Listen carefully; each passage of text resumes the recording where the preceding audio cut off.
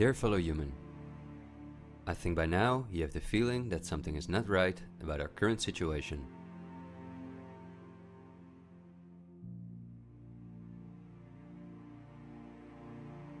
But I also think that the many ill-founded conspiracy theories may have caused you to distance yourself from both the media scaremongering and from those who spread the conspiracy theories. Still, I hope you will listen to me for a moment, because as you watch this video, hundreds of millions of people worldwide are falling into poverty because of the measures that have been in place for so long.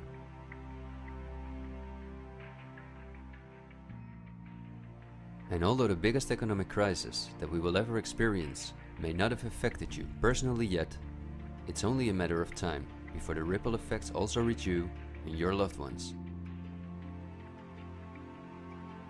This is not alarmism, but the harsh reality we face. I also think that we can limit the damage and even benefit from it if we are properly and objectively informed about our current situation. Therefore, I would like to show you some easy verifiable facts that I think are essential. Less than a handful of megacorporations dominate every aspect of our lives. That may seem like an exaggeration, but from the breakfast that's on the table in the morning, to the mattress we sleep on at night, and everything we do, put on, or consume in between, all are largely dependent on these corporations. These are investment companies of immense proportions, and they manage the major money flows on Earth.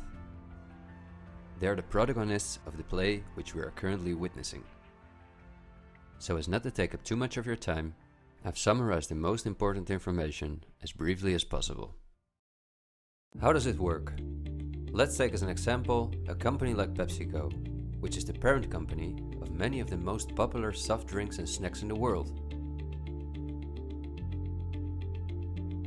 There appear to be many different competing brands, but they all come from the factories of a small number of corporations that together have a monopoly on the industry. Within the packaged food industry, there are a number of other major companies such as Unilever, the Coca-Cola Company, Mondelez, and Nestlé. On this image, you see that virtually every well-known brand in the packaged food industry belongs to one of these corporations. You can easily get this kind of information. You can verify it on the websites of the relevant brands or on Wikipedia. Companies of this size are usually publicly traded and have a board where the largest shareholders call the shots. On websites like Yahoo Finance, we can find detailed company information, including who the largest shareholders of these companies are. Let's take PepsiCo again as an example. We see that 73.14% of the shares are held by no less than 3,379 institutional investors. These include investment companies, mutual funds, insurance companies, banks, and in some cases, governments. Let's look at who the largest institutional investors of PepsiCo are. As you can see, just 10 out of the 3,379 investors account for almost 1/3 of all shares. The combined share capital of these top 10 has a value of approximately $60 billion. But of those 10 investors, 3 own more shares than the remaining 7. Let's remember their names and let's see who owns the most shares at the Coca-Cola Company, Pepsi's big competitor.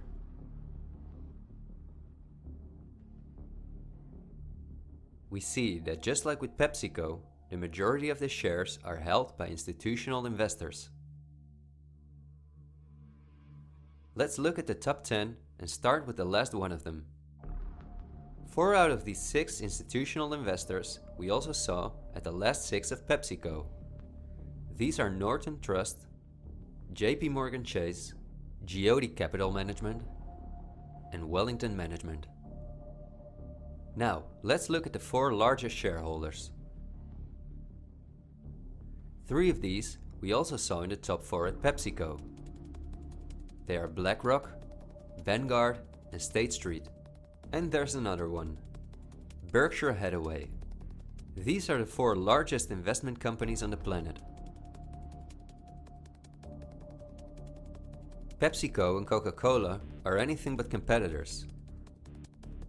But also the other big companies that own many brands, such as Unilever, Mondelez, and Nestlé, are owned by the same small group of institutional investors, and you don't only find these names in the packaged food industry. For example, let's look up on Wikipedia what the largest companies are within the technology industry. Facebook owns WhatsApp and Instagram. Together with Twitter, they form the most popular social media platforms in the world. Alphabet is the parent company of all Google businesses, including YouTube and Gmail, but they are also the biggest sponsors and developers of Android, one of the two operating systems on which almost all smartphones and tablets in the world run. The other operating system is Apple's iOS. Finally, if we add Microsoft to the other three, we see that 4 companies produce the software that almost all computers, tablets and smartphones in the world depend on. Let's see who owns the most shares of these powerful companies. If we look at Facebook, we see that more than 80% of the shares are owned by institutional investors. These are the same names we saw in the food industry. Again, the same investors at the top. Then Twitter, which with Facebook and Instagram makes up the top 3. Amazingly, we see that the company is also owned by the same investors.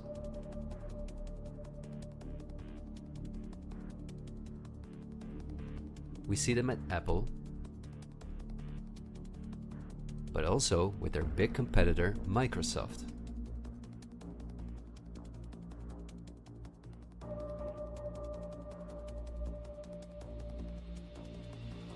When we look at all the other companies that dominate the technology industry and build our computers, TVs, smartphones, and household appliances, we see the same big investors who own a majority of the shares.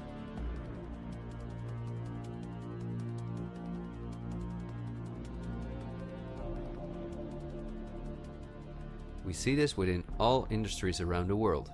And just to show you that I'm not exaggerating, I'll give you another example. Let's say we want to plan a vacation. On our computer or smartphone, we look for a cheap flight to the sun through websites like Skyscanner and Expedia, both of which belong to the same group of institutional investors. We fly with one of the many airlines, of which the majority of the shares are often owned by the same investors or by governments, like Air France-KLM. The aircraft we fly is in most cases a Boeing or an Airbus. Again, we see the same names. We look for a hotel or an apartment through Booking.com or Airbnb.com. Once we arrive at our destination, we go out for dinner, then we write a review on TripAdvisor. The same investors are at the basis of every aspect of our journey, and their power goes even much further, because even the kerosene that fuels the plane comes from one of their many oil companies and refineries. Just like the steel that the plane is made of comes from one of their many mining companies. This small club of investment companies, banks and mutual funds are also the largest shareholders in the primary industries, where raw materials come from. If we look on Wikipedia for the largest mining companies in the world, we see that their shareholders are the same institutional investors we see everywhere else. The same goes for the largest agricultural companies in the world, that our entire food industry depends on. For example, they own Bayer, the parent company of Monsanto, the world's largest seed producer, which produces 90% of all the cotton seed on Earth, as well as the majority of all other seeds. But these institutional investors are also the shareholders of the largest textile manufacturing companies in the world, and even the numerous popular clothing brands that turn the cotton into the clothes we wear are owned by the same group of investors.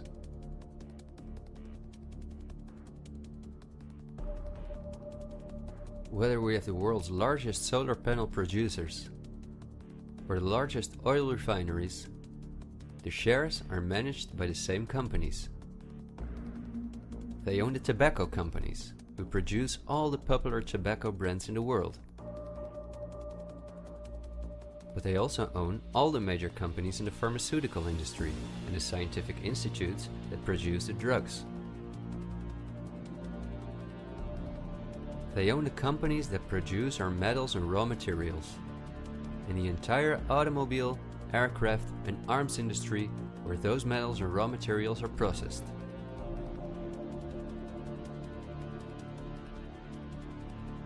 They own the companies that build our electronics. They own the big department stores and online marketplaces.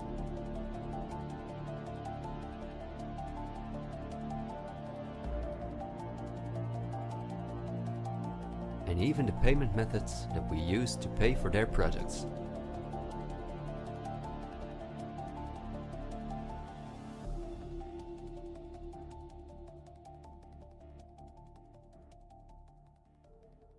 Because I want to keep my story as short as possible, I've decided to only show the tip of the iceberg.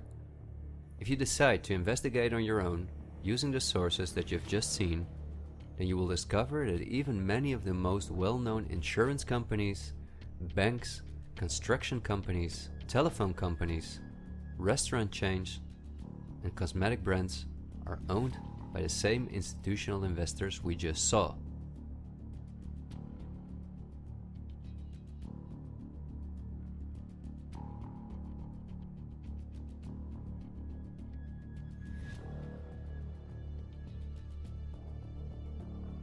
These institutional investors are, as I told you earlier, mainly investment companies, banks, and insurance companies.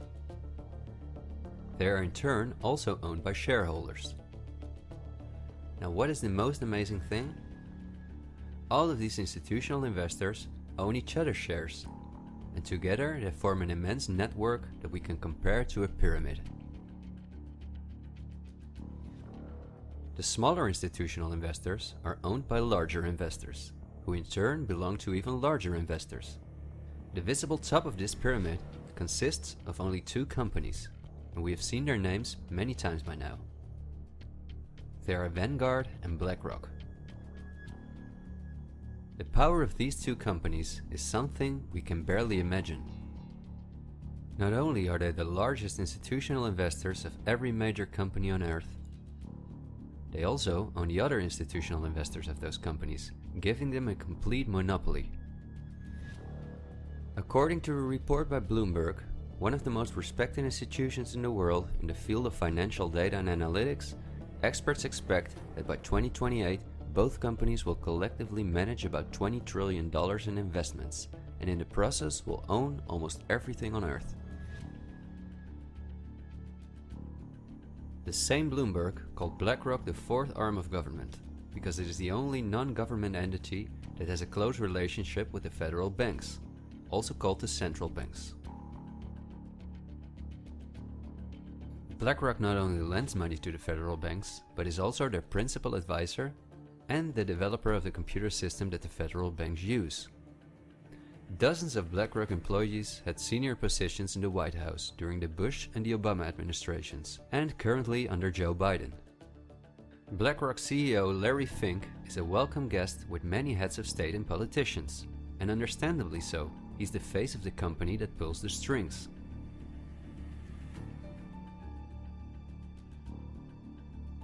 Yet Larry Fink does not pull the strings himself. In fact, BlackRock itself is owned by shareholders. And if we look at who those shareholders are, we come to a strange conclusion. We see that BlackRock's largest shareholder is Vanguard, and this is where it gets dark. Vanguard itself has a unique structure that makes it impossible to see who its shareholders or clients are. The elite who own Vanguard don't want anyone to know that they are the owners of the most powerful company on Earth. But of course, this is no secret to those who are willing to look into it. Reports by Oxfam and Bloomberg show that 1% of the world's population collectively owns more money than the other 99%. Indeed, Oxfam claims that as much as 82% of all the money earned in 2017 went to this 1% of people. Naturally, those who own the most powerful company on Earth would also be the richest among this 1%. In other words, they are part of the 0.001%.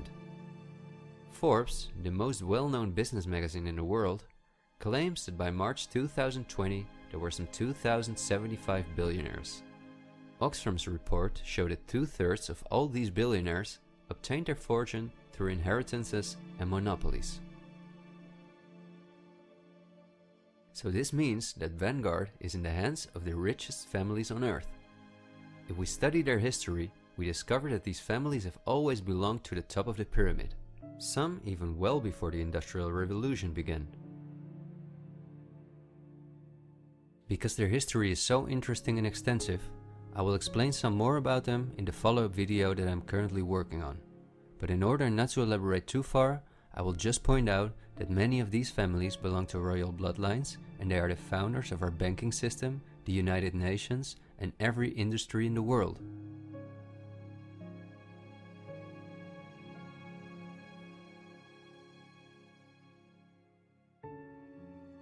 These families never lost their power, but because of an increasing world population, they were forced to hide behind investment companies such as Vanguard, whose largest shareholders are the private funds and non-profit organizations of these families.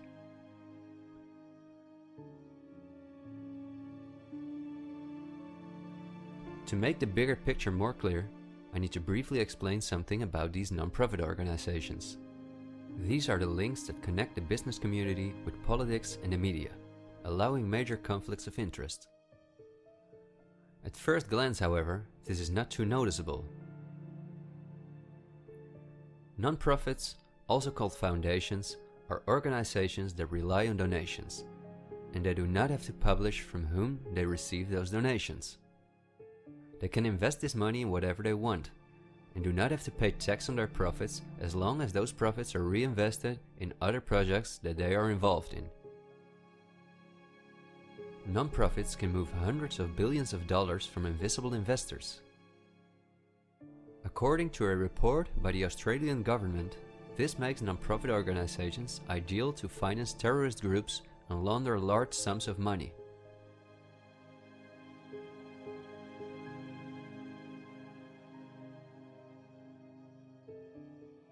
The foundations and funds of the families who are highest in the hierarchy of the 1% hide behind the scenes as much as possible.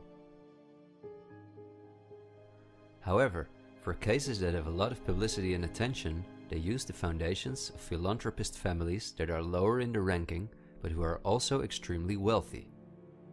In order to be concise, I will only highlight the 3 most important foundations in the world that connect all the industries in the world to each other. These are the Bill and Melinda Gates Foundation, the Open Society Foundations of the controversial multi-billionaire George Soros, and the Clinton Foundation. A very brief introduction to give you an idea of the size of these types of foundations. According to the official website of the World Economic Forum, the Gates Foundation is the largest funder of the World Health Organization, after President Donald Trump halted the funding of the WHO by the US in 2020. This makes the Gates Foundation one of the most influential organizations in the world in the area of everything that relates to our health. The Gates Foundation has a close partnership with the 16 largest pharmaceutical companies in the world, including Pfizer, AstraZeneca, Johnson & Johnson, BioNTech, and Bayer, and we have just seen who own the most shares of these companies.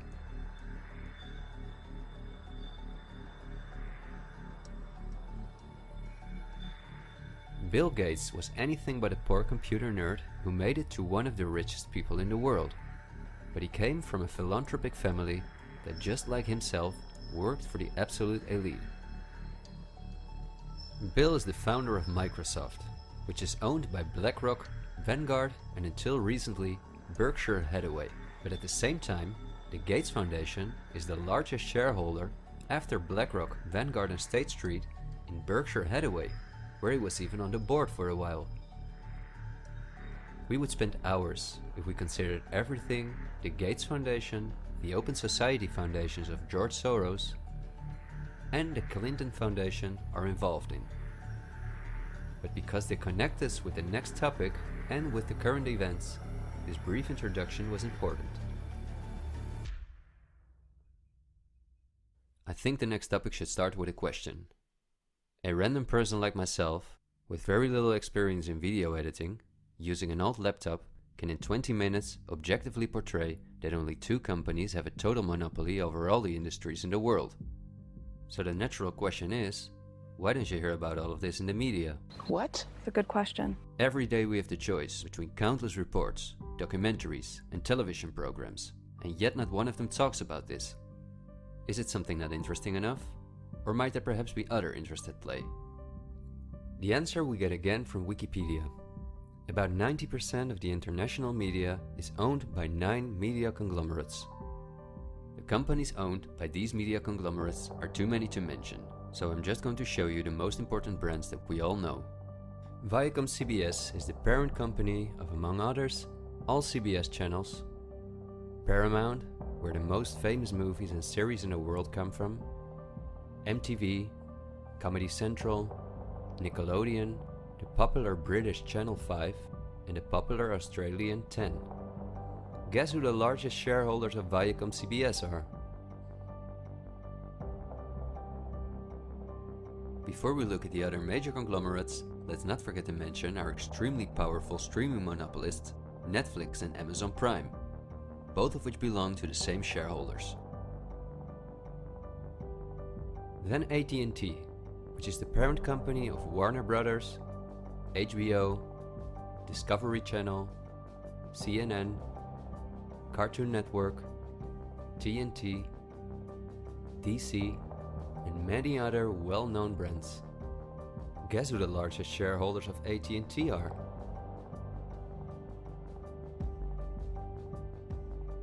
The third one is the all-powerful News Corp. This company owns many of the most well-known national and regional newspapers, magazines, and TV channels in the US, the UK, and Australia. The shares of News Corp are owned by the American multi-billionaire Rupert Murdoch and by the institutional investors we see everywhere else. News Corp's sister company is Fox Corporation, which is also one of the most powerful media conglomerates on Earth. Just like News Corp, it is owned by the Murdoch family and the usual investors. Then the Walt Disney Company, a conglomerate of unimaginable dimensions, with many subsidiaries such as Pixar, Marvel, 20th Century, Lucasfilm, ABC, National Geographic, and Hulu. Who are their biggest shareholders? Another powerful media conglomerate is Comcast. This is the parent company of NBC, DreamWorks, Universal, the Sky Group, Focus Features, Xfinity, and many other major media brands. As you would expect, their largest shareholders are Vanguard and BlackRock.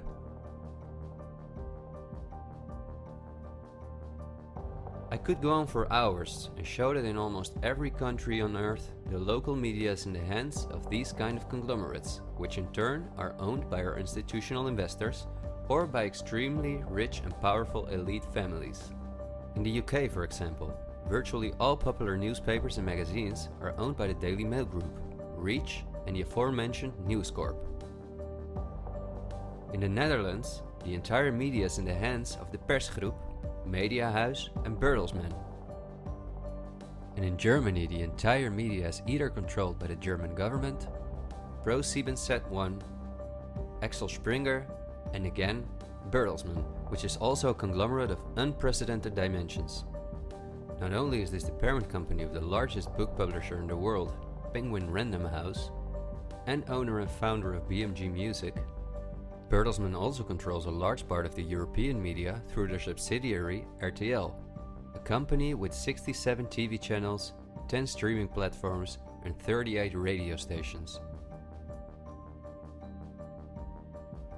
Bertelsmann is owned by the ultra-rich Bertelsmann-Mohn family, who openly collaborated with the Nazis. Because of this, Reinhard Mohn was held as a prisoner of war in the US. Besides RTL, Bertelsmann also owns a large part of the French mainstream media. And together with Mediaset, the powerful Italian conglomerate of former President Berlusconi that controls the most important part of the Italian mainstream media, they also own all popular Spanish TV channels. Now, to complete the picture, let's look at where the news comes from that all these media outlets are feeding us on a daily basis. The various news media do not produce their news themselves, but use information and images from news agencies such as Reuters, the Dutch ANP, and the French AFP. These organizations are anything but independent. Reuters is owned by the powerful Canadian Thomson family. The ANP is owned by Dutch investor Kees Omen, and the AFP is largely financed by the French government.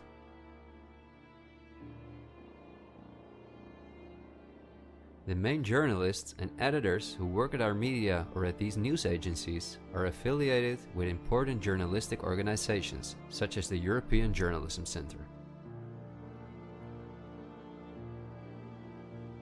These are one of the largest funders of media-related projects across Europe. They train journalists, produce study materials, give internships at, for example, the ANP, and work closely with the world's largest corporations such as Google and Facebook.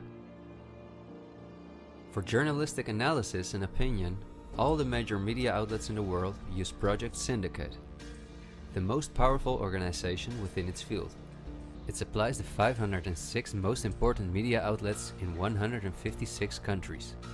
Project Syndicate, plus an organization such as the European Journalism Centre, together with the news agencies, are the connecting link between all the different media outlets around the world.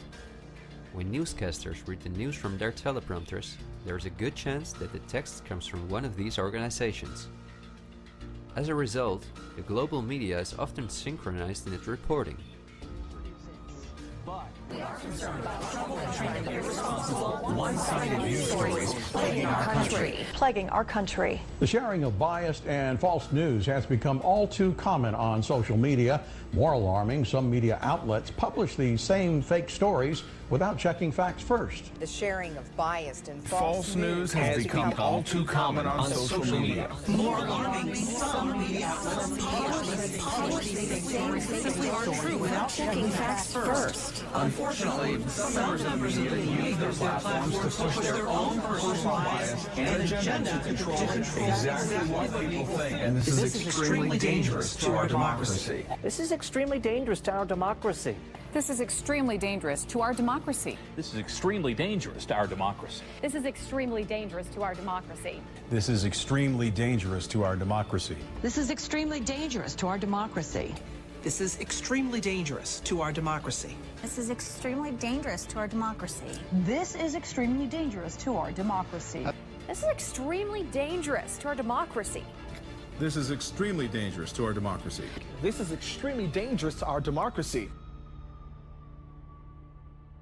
In September 2020, the European Journalism Centre and Facebook set up a fund to support selected news organizations to do the reporting during the corona crisis. Let's see who the organizations are that, along with the news agencies, produce our news. At Project Syndicate, we see the Bill and Melinda Gates Foundation, the Open Society Foundation, and the European Journalism Centre.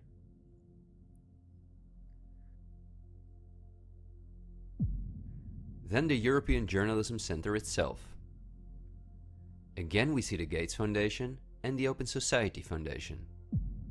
And they also receive large donations from Facebook, Google, the Dutch Ministry of Education, Culture and Science, and from the Dutch Ministry of Foreign Affairs. The organizations that are at the heart of our information flow are funded by the non-profit organizations of the same elite who also controls the entire media. However, a part of our tax money goes to these organizations as well.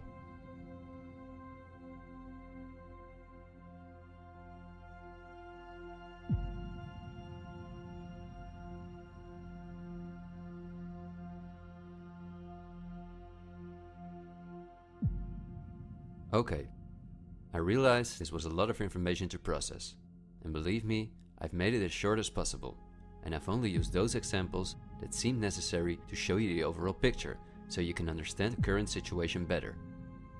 It is an all-encompassing topic that can change our view on many historical events, but my goal is to inform you about the danger in which we presently find ourselves. There will be enough time for us to delve into the past, so let's talk about the current events now. The elite that controls every aspect of our lives, up to the information that we receive, depends on an unimaginably coordinated collaboration to keep all the different industries on Earth connected to each other, in order to ensure they all work in the elite's interests. This happens at the World Economic Forum, one of the most important organizations in the world. At its annual meeting in Davos, the CEOs of the largest companies on Earth gather along with heads of state, politicians, and other influential individuals and organizations like UNICEF and Greenpeace. Serving on the board of trustees are former US Vice President and climate change guru Al Gore, BlackRock CEO Larry Fink, the President of the European Central Bank Christine Lagarde, the Director of CERN Fabiola Gianotti, the Queen of Jordan, the Director of the International Committee of the Red Cross Peter Maurer, and many other politicians and CEOs of the world's most influential companies. According to the WEF's official website, their annual membership fee ranges between 53,000 and 530,000 euros. But according to the WEF's year reports, around 71% of their total budget comes from its partners, who in this way pay for the membership of young politicians who cannot afford their own fee. Wikipedia reports the following. According to critics, the WEF is a business forum where the wealthiest companies can negotiate deals with other companies or with politicians. The purpose of the WEF for many of the participants would be personal gain instead of solving global problems. I don't like to make assumptions, but would there be so many problems on Earth if the key industry leaders, bankers and politicians since 1971 had gathered annually to solve our world's problems? Is it not strange that the world's leading environmental organizations have been meeting for 50 years with the CEOs of the most heavily polluting corporations while things just keep getting worse for our natural world?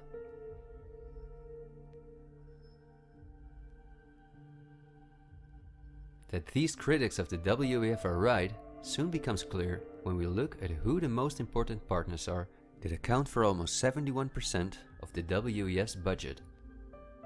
There are BlackRock, the Open Society Foundations, the Bill and Melinda Gates Foundation, and many other large corporations of whom Vanguard and BlackRock own the shares directly or indirectly.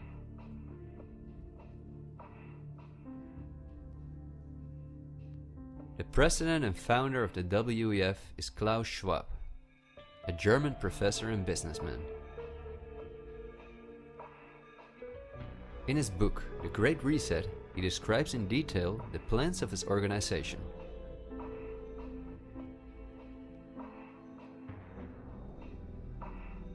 The coronavirus, according to him, is the excellent opportunity to literally reset our society in every regard.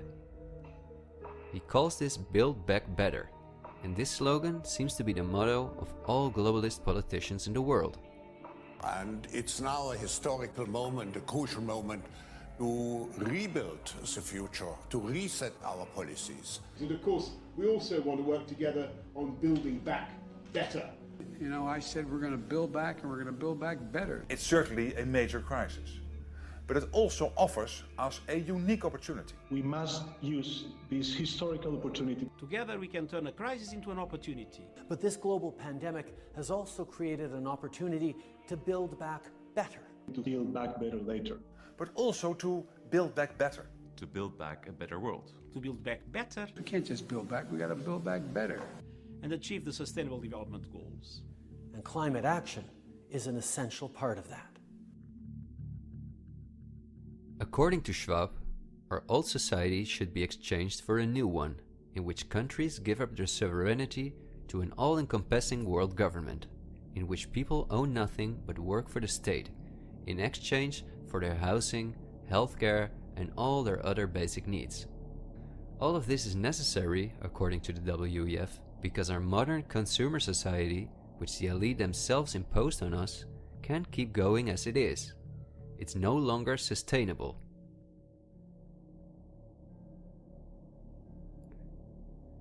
Schwab says in his book that we will never return to the old normal. And the WEF published a video that makes it clear that in 2030 we will own nothing, but we will be happy.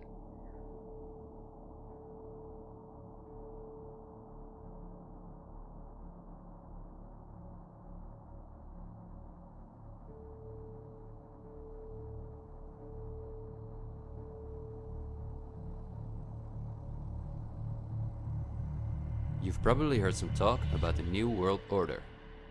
The media wants us to believe that this is a topic for conspiracy theorists, although it has been talked about for generations by presidents such as George Bush Sr., Nelson Mandela, and Bill Clinton. We have before us the opportunity to forge for ourselves and for future generations a new world order, a world where the rule of law, not the law of the jungle, governs the conduct of nations.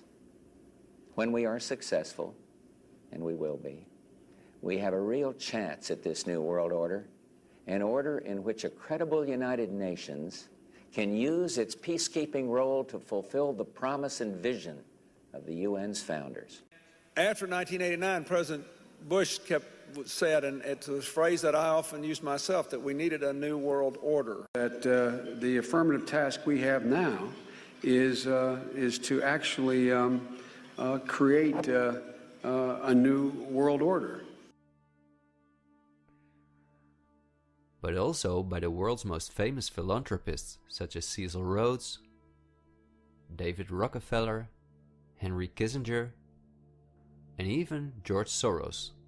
I think you need a new world order, that China has to be part of the process of creating it, and they have to buy in, they have to own it.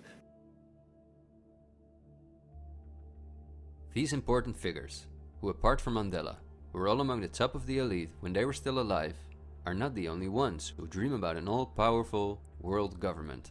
In 2015, the UN presented its controversial Agenda 2030, which is almost identical to Klaus Schwab's Great Reset.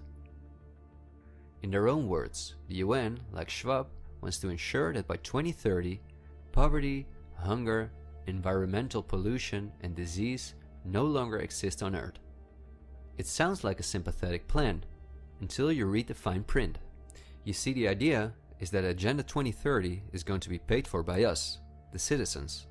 And just as it is currently required of us that we give up our basic rights for the sake of public health, we will be demanded to give up our wealth in favor of poverty reduction. These are not conspiracy theories. You can read this for yourself on their official website.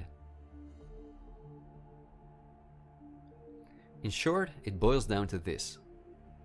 The UN wants to take the tax money from all Western countries and give it to the mega corporations of the elite, who will be contracted to rebuild society.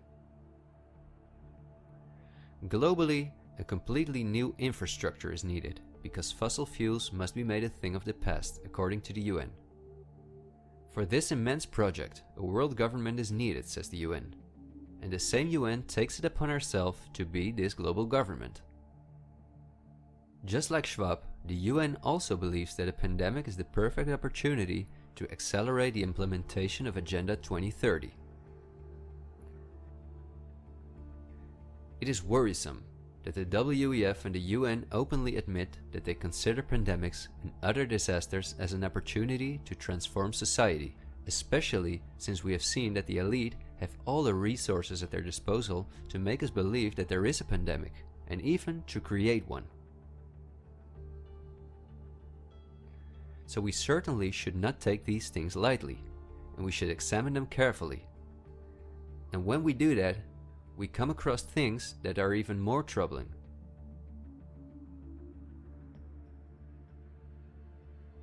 On Friday, October 18, 2019, months before the pandemic was declared, a meeting was held at the Pierre Hotel in New York City for a select group of about 130 very important guests, including politicians and the world's most respected medics and pharmacists. The purpose of the meeting was to simulate the possible scenarios in the event of a global pandemic. This could be a coincidence, you might say. For this simulation, however, a coronavirus was used as an example. The simulation covered in detail how the coronavirus would develop and how they could only control this through the intensive collaboration of entire industries, governments, and government agencies. Once again, a new world order to save us from destruction.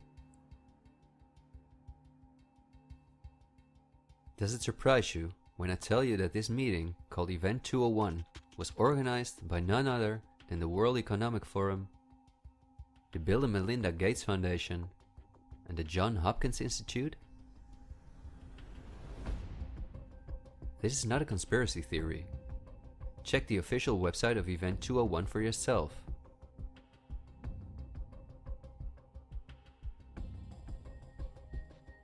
Perhaps at this point, it will no longer surprise you that the German Robert Koch Institute, which like every national health institute in the world is closely linked to the WHO, which is funded by Bill Gates, created a similar simulation in 2012. As was the case during Event 201, the simulation assumed the coronavirus. This simulation assumed that in a Southeast Asian food market, a coronavirus would spread from animal to human. How coincidental, isn't it? In this simulation, it takes several weeks for the authorities to identify the virus, allowing it to spread worldwide. A simulation is made of the consecutive 3 years, in which there are lockdowns and economies are destroyed. But also the impact on society is simulated in all aspects, even the protests. I won't tire you with the details. In fact, you can download this analysis for yourself from the website of the German government. The last thing I want to show is an excerpt from a lecture that Belgian top virologist Mark van Ranst gave on January 22, 2019 at the Chatham House, a major non-profit organization in London, where important world leaders meet to discuss global issues. Winners of the Chatham House Prize include Hillary Clinton, Melinda Gates, and John Kerry.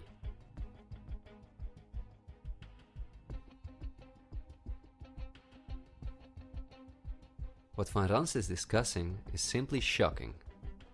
Van Ranst in fact explains how he has fooled the entire Belgian population during the swine flu through fear-mongering, out-of-context mortality rates, and media manipulation. He laughingly explains how he managed to impose the vaccine for the swine flu on the frightened Belgian population, a vaccine produced by the pharmaceutical companies he worked for. Thank you very much, Ab. Thanks for the invitation. And I was asked to tell you about my experiences being the crisis manager, the flu commissioner for Belgium, and highlighting the communication. And then you have one opportunity to do it right. I mean, day one is so important. In day one, you start your communication with the press, with the people, and you have to do it right. I mean, you have to go for one voice, one message. In Belgium, they chose to appoint a non-politician to do that. I mean, I have no party affiliations, and that makes things a little bit, at that time at least, a little bit easier, because you're not attacked politically, majority, minority. That doesn't come into play, and that was a huge advantage. The second advantage is that you can play in Brussels the complete naive guy and get a lot more done than you would otherwise be able to do. You have to be omnipresent that first day or the first days, so that you attract the media attention. You make an agreement with them that you will tell them all, and if they call, you will pick up the phone. When you do that, then you can profit from these early days to get complete carpet coverage of the field, and they're not going to search for alternative voices there. And if you do that, that makes things a lot easier. These first weeks, that's easy street when you have no opposition and everybody needs news and they can come to you for news, you can bring quite a lot of neutral information, and it is picked up, and it is well, the news is brought the way you bring it, and that is you can only do that in the first couple of weeks or months. And then you have to say, okay, well, we will have H1N1 deaths. Of course, that would be unavoidable. I used there Sir Donaldson's quote, where he said that in the UK, by the peak of the epidemic, 40 people would die per day at the end of the summer. So 62 at that time million people in the UK, 40 deaths a day. I worked it out for Belgium. That would be 7 deaths a day at the peak of the epidemic. I used that in the media. 7 Belgian flu deaths per day at the peak of the epidemic would be realistic. That is true in every year, even interpandemically. That is very, very conservative. However, talking about fatalities is important, because when you say that, people say, wow, what do you mean? People die because of influenza? And that was a necessary step to take. And then, of course, a couple of days later, you had the first H1N1 death in the country, and the scene was set and it was already talked about. And then you had to pick who is going to be vaccinated first. And then, well, women and children first, whatever. I mean, risk groups, they were important. And then I misused the fact that the top football soccer clubs in Belgium inappropriately and against all agreements vaccinated they made their soccer players priority people. So I said I can use that, because if the population really believes that this vaccine is so desirable that even the soccer players would be dishonest to get their vaccine, I said, okay, I can play with that. So I made a big fuss about this. This is Van Ranst is raving mad, but it worked. The Chatham House organization is also funded by all major corporations of the elite, the Gates Foundation and the Open Society Foundations. We could talk for hours about the coronavirus, which has a survival rate of 99.98%, and about the incomprehensible measures that are destroying our society. Millions of entrepreneurs have lost their income. Countless elderly people have died in loneliness, isolated from their families. But I think we have reviewed enough facts that put the global COVID measures in a broader context, seen from the perspective of the elite. This extremely wealthy elite, collectively of tens of thousands of billions, has no problem whatsoever with the fact that more than 40% of the world's population has to live on less than $5.50 a day, or that millions of children are dying from the drinking water contaminated by them, or from malnutrition, or by their bullets and bombs. They just want to get more powerful. The elite have absolutely no intention to share their wealth with us. In fact, they are honest about their plans to take even the last bit from us, and those plans are being rolled out as I'm telling this.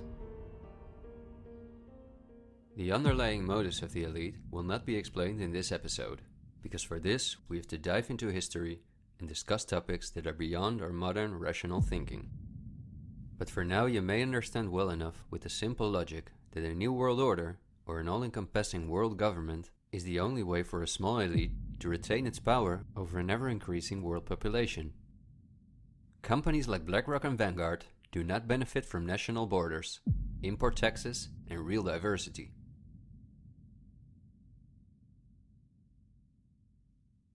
Only through fear and media manipulation can they maintain their grip on all of us.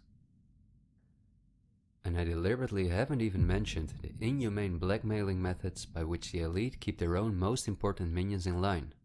Because if this topic has aroused your curiosity, you will undoubtedly find out all about this in time.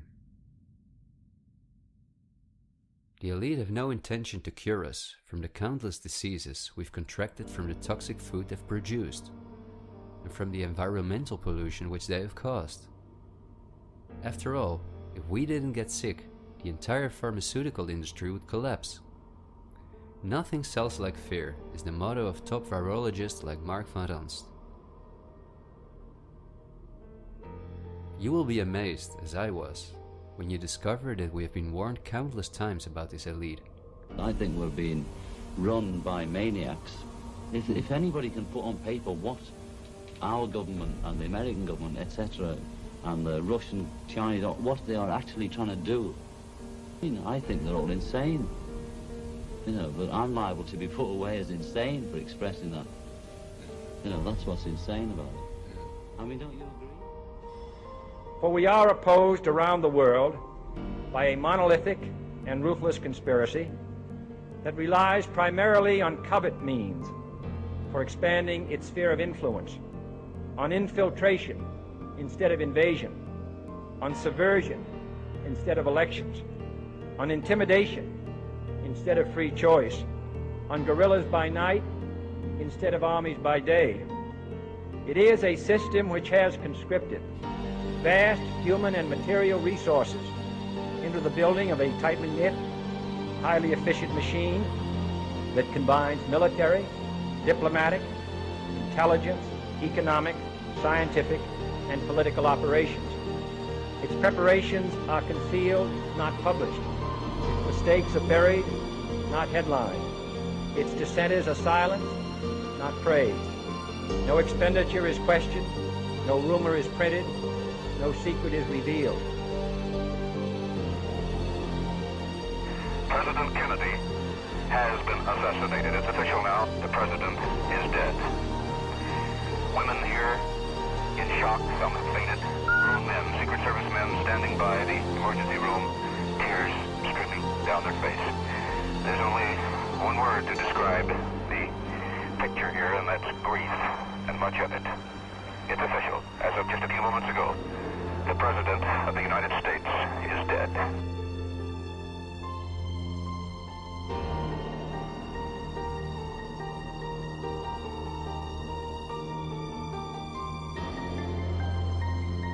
When you're talking about like really elite levels, the name of the game is blackmail. That's what runs the whole system, basically. They want compromised people because they're easy to control.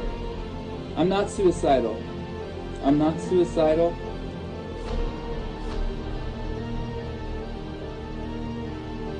The deep state is those people within the U.S. government that are career employees that cannot be fired by people that we elect by the Congress or the President. Are these people in control? Can they enact laws? Fuck yes. Can we fire these people? No. Can presidents fire them? No. It's designed that way so that political parties and political interests cannot affect the deep state. Do you understand the nightmare of our situation, people? It is no secret. It is as open as it can be. The deep state does control America. Wake up, people, please. God, use some common fucking sense. Thank you.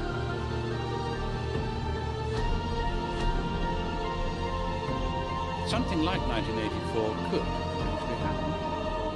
This is the direction the world is going in at the present time.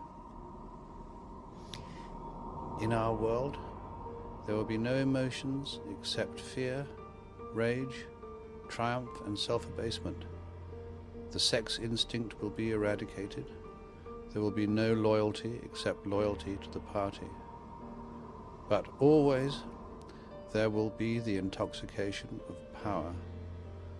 Always, at every moment, there will be the thrill of victory, the sensation of trampling on an enemy who is helpless.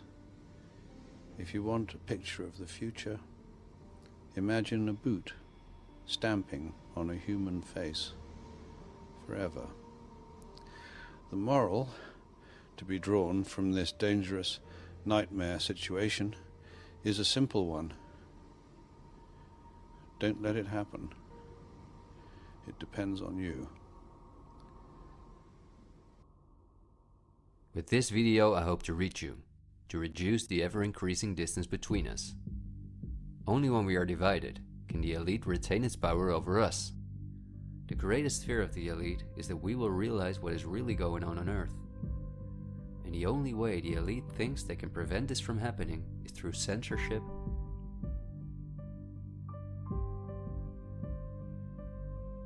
preventing human contact,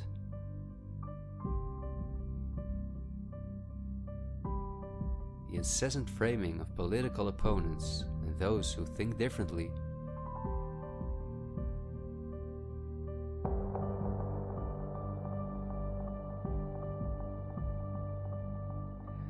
and the use of brute force.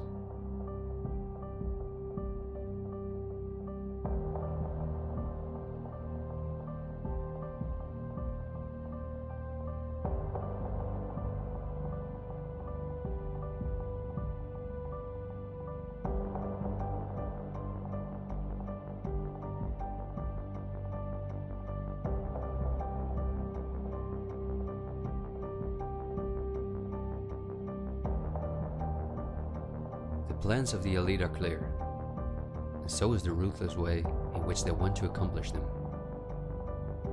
If we allow this to happen, a new society will be built on the ashes of what we once knew. A new society in which we will own nothing, not even a home of our own. The elite wants to make sure that between now and 2030, everything you now own will be theirs. For this, a devastating economic crisis is necessary. First, the middle class is attacked, which is the backbone of society. Entrepreneurs are forced to go into tremendous debt, which will ultimately cause them to lose all their possessions. After that, things will move quickly. Banks will fall, cash money will cease to exist, and the only way not to starve to death will be the acceptance of government support, which will include several conditions, such as the vaccination passport and giving up all private possessions. Because the entrepreneurs are the first to fall, many others won't immediately feel the crisis. The people remain divided among themselves until it is too late. This is not a doomsday scenario that I've made up. This is simply the Great Reset, the New World Order, which has been prepared for many generations and which has been extensively tested in every communist dictatorship in the world.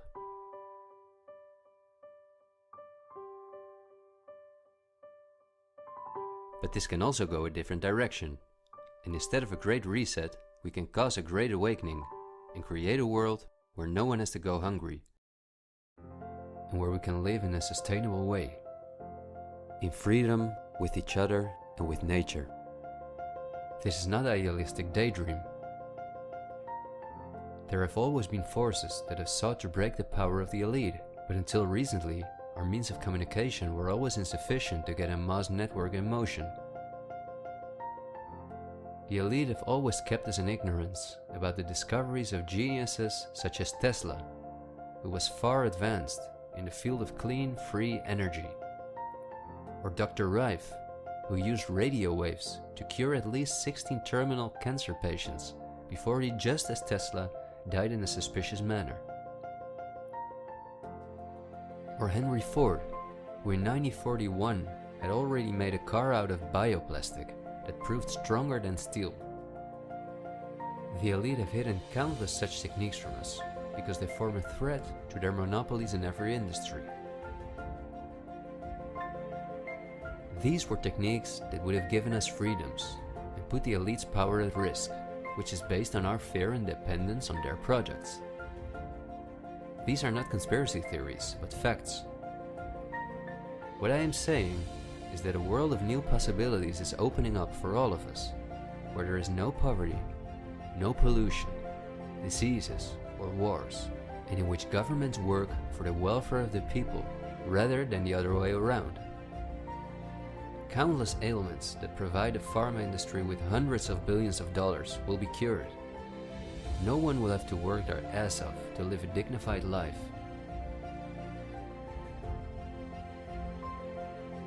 People will no longer live in fear because of the lies of the media, the pharma industry, the climate lobbies, and politicians. It's all on the horizon, but we have to go through the storm first and recognize what the real problem is in our society. I want to thank you for listening to me, and I hope someday, in freedom, together we'll reflect back on this unique moment in history. There is still so much to tell, but we will save the rest for later. This video was only intended as an introduction. This is where our journey starts, and it will be a difficult one, but we will undertake it together, and we will help each other get up when we fall.